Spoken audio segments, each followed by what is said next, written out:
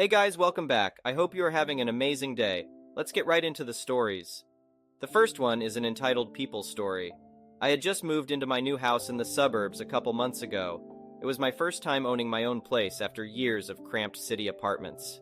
I was thrilled to finally have a backyard, a two-car garage, and even extra rooms I could use as a home office.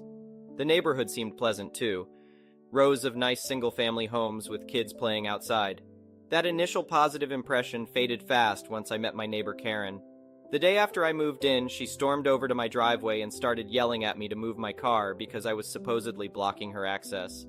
I politely explained that I was parked completely in my own driveway and wasn't blocking anything of hers. She huffed away angrily. I hoped that first interaction was just a bad first impression, but Karen only got worse from there. A week later, my power went out in the middle of cooking dinner. I checked the breaker box and realized someone had switched off my main breaker. Puzzled, I flipped it back on and made a mental note to call an electrician in case there was an issue.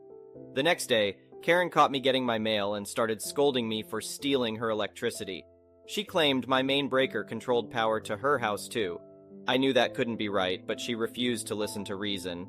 She even threatened to sue me if I ever stole her electricity again. I started asking other neighbors if they had issues with Karen. Turns out she had accused many of them of bogus transgressions over the years. Everything from redirecting her mail to spying on her with drones that didn't exist. Others warned she was obsessed with having things her way and could get violently angry if challenged. Over the next few weeks, the electricity stealing continued.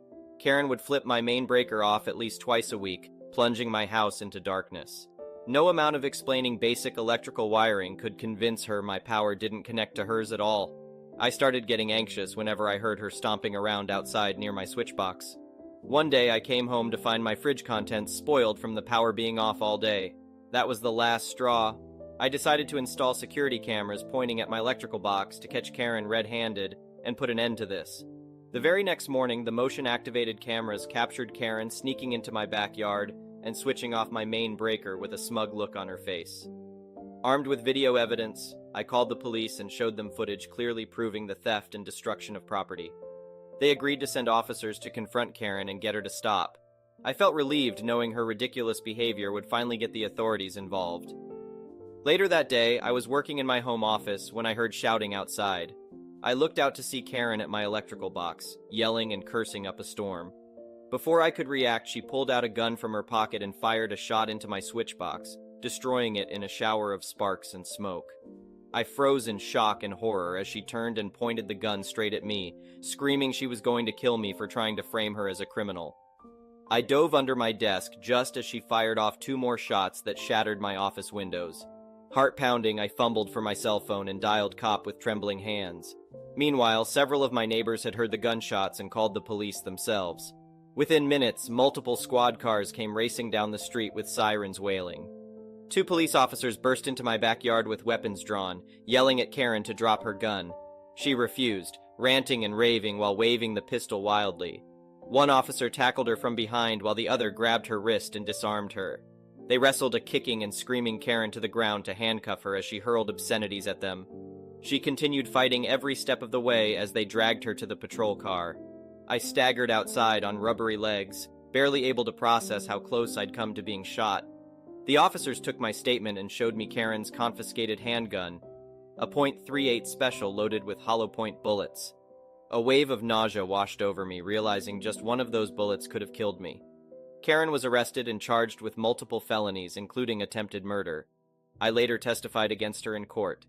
The irrefutable video evidence and eyewitness accounts resulted in her being found guilty and sentenced to 15 years in prison. I sold that house soon afterward. There was no way I could keep living next to that deranged, entitled psycho. The whole experience still haunts me. I'm just grateful I escaped with my life and managed to put Karen behind bars where she can't terrorize me or anyone else. She won't be stealing power or anything else for a very long time. The next one is a pro-revenge story. During my gap year between studies, I decided to work for Company N. Company N was run by a husband, Dave, and wife, Karen, with their son, and they basically treated their staff like a small family. All was well for about 2 months until I realized I had to ask for a day off since I wanted to attend the last Slayer concert the band would give in my country. There was about a month to go, so I sent an email asking for the day off and explaining why. This is where everything started to go downhill. I got a reply from Karen, and her reply was weird. She stated that's not how asking for a day off works. I was confused, to say the least. Not sure what to do, I thought she wanted a more formal way of asking, so I wrote a formal email asking for the day off. She shot an email back that really made me think about what I was doing. It made even less sense to me, but I was hopeful since I never really got a specific no. The next workday rolled around.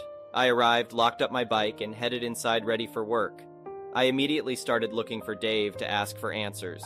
Before I could even open my mouth, he asked me, "Do you still want to go to that concert?" I didn't expect him to ask this so quickly, and I answered yes. The only thing he said back was, "Okay, take off your vest, and you can go home." I was stunned, and while the words started to sink in, I looked at my colleagues who were just preparing for opening. When it finally sank in, anger flowed in. I am not a confrontational person, so I simply took off my vest and gave it to Dave. Without a word, I left and started biking home. When I got back home, I told my mother what happened. We started sending emails for extra information and got very Karen-like emails back. After a couple of emails which basically went nowhere, I looked up the laws for immediate dismissal. After reading up about it, I learned that, in my country, somebody can only be immediately fired when caught stealing, defrauding, the person isn't able to do the work, or refusal to do the work. I did neither of these. A day or two later, I met with my attorney and began the steps to sue Company N. I told my lawyer what happened in detail, and he was very confident that I was in my right, and she was not. So, after trading even more emails between the three of us, we went to small claims. I came prepared in a suit with my attorney in tow, and Karen showed up alone. I guess she assumed she won because she thought she was in her right. The trial began, and I was as professional and objective as I could be. Karen did the same, well, for about half of the trial. When she realized evidence was piling up against her, she resorted to calling me a spoiled brat among other things I don't know the English translation for. I'm safe to say that was the point the judge ruled in my favor. As per usual, I had to wait a month before I got the verdict in black and white in the mail, but I won. It may have taken about 6 months from the moment I was told to go home to the point those 6 months of pay were transferred to my bank account. But it was 100% worth it. In the end, I went to the concert. It was the most awesome and most profitable concert I have ever been to in my life. The next one is a petty revenge story. I'm a truck driver, and I deliver goods to a chain of stores. Not all the managers are very nice. This time, I had to deal with a total Karen for the second time. My job is to get the pallet inside the store, just across the threshold, and that's it. Most of them ask us to put it somewhere specific, and usually we are willing. This woman is no exception. She asked if I would put the pallets around the corner a few feet away from the door. I did this, and the first one was picked up by her staff. I put the second one in that spot and a third just over the threshold because that's the only available space left. I can fit 3 pallets on the hydraulic lift, so I go get another set. I return after a few minutes, and the last pallet was still there. The Karen told me she would only pick it up if I would set it around the corner because she couldn't get to it there. A clear lie, since she had tried something like that before. It's a total power play on her part, getting me to do something she should do herself, even if it takes me 3 times longer. So I grab her pallet lift and stick it under the pallet. See? Looks fine to me. Please just work with me. And that's how the argument started. If I don't like my job, I should go do something else, she said. I told her that if she would just work with her drivers and not against them, she wouldn't have a problem with people not wanting to do extras for her. She started name-calling and gave me the finger, and I just left everything as it was and drove off, leaving her to get the other 3 pallets from outside up the slope into the store. I didn't bother asking her to sign the papers because of obvious reasons. No one treats me like that and gets away with it. I hope I don't get into serious trouble. This happened a few hours ago, and my employer has yet to read my email about it. 10/10 would do it again, though. The next one is a malicious compliance story. Back in 2010, I was working in the training management area of a government department. The job was fairly easy for me. When my original supervisor went on extended leave, I got a new supervisor whom we'll call Agatha.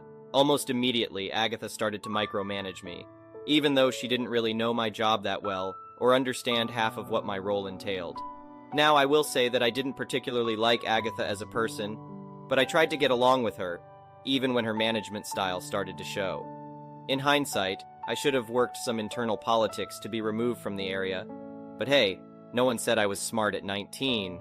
The section started to have some underlying tension until one day she called me into a meeting and, long conversation cut short, said the magic words, "You need to do what I tell you to do and not what you think you need to do." She even followed it up by emailing me words to the same effect. Now, I did two things on the heels of that meeting. Firstly, I printed out the email to keep in my bag, drawer, pocket, and on my wall. Secondly, I started to do what she said and only what she said. At first, she would just tell me the jobs that needed completing, but she only got worse when she noticed the work wasn't getting done and started to tell me how to do things. Again, I complied and only did exactly what she told me and how she told me to do it. If she missed a step in her instructions, I would either skip it if I could move on, or ask her to explain again as I couldn't figure it out. I was a damn good employee. I even went out of my way to start asking her what I should be doing and how, after every task. If she wasn't in the area, which was very common, I would just wait for her to come back. If she wanted to micromanage me, I would make her work for it. She was getting nothing done, and we were getting further and further behind. This went on for about a month, and the reputation of our section was tanking internally and externally. Enter Michelle, Agatha's boss. She noticed all my questions and the general drop in productivity, morale, and reputation. She pulled me aside and asked me what was happening, considering I am normally so competent and efficient and don't ask many questions about how to do the work. A small aside, Michelle was a fantastic boss and generally preferred a more hands-off approach when she could. She clearly was giving Agatha enough rope to either make a ladder or something else. Okay, back to the story. I explained to Michelle how Agatha was managing me, and I was just trying to adapt to her management style. I also showed her Agatha's email. At this point, I estimated that I could get everything caught up in about a week without working any extended hours if things changed. Michelle, being a good boss, simply asked what it would take for me to go back to working the way I always have. I only asked not to be managed by Agatha anymore. I could have been much more insidious with my request, but I only wanted to be left alone to do my work. To my surprise, it worked. I immediately started reporting directly to Michelle, and I got the work caught up in 3 days, surpassing even my own expectations.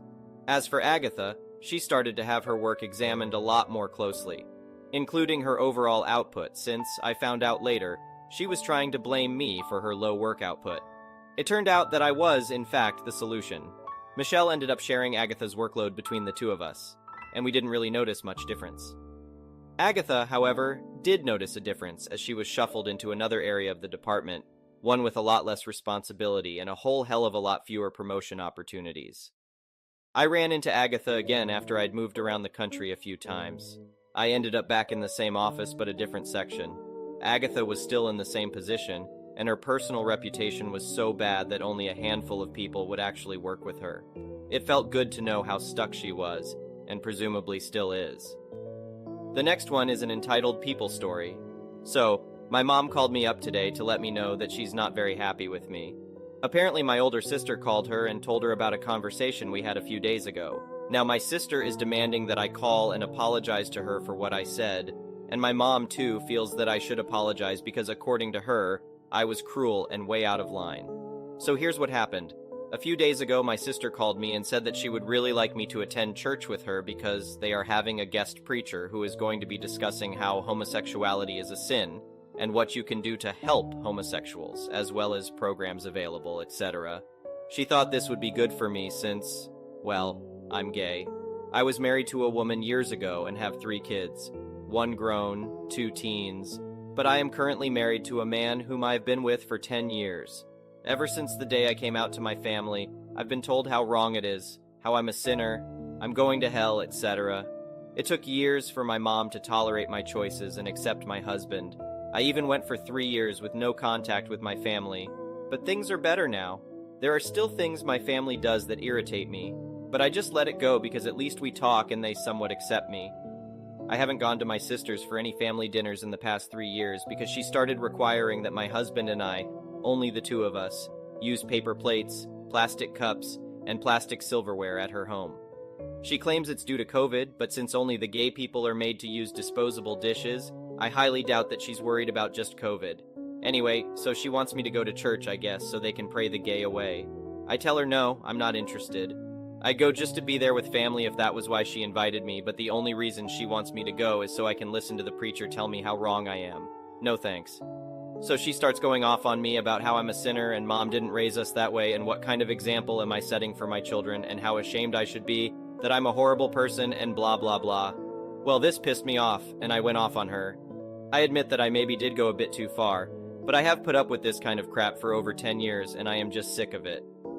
So I threw in her face the fact that she has her grown daughter living with her after getting out of rehab for drug addiction, and she allows her drug addict, alcoholic boyfriend to live there with her, not married, and God knows what with their 1-year-old child, born out of wedlock, and that she isn't a very good Christian for allowing that to go on in her house. And she told me that it's totally different because her daughter is trying to turn her life around, and by having her live there, my sister is able to help her and the baby, and make sure they are safe and have a place to live and food to eat. I told her that's just an excuse to justify her allowing her daughter to get away with doing whatever she wants, and her mom, my sister, to just bail her out of trouble all the time and turn a blind eye while her daughter sins, but then condemns me just because she doesn't approve of who I love. So now she says she's not speaking to me again until I apologize to her and her daughter.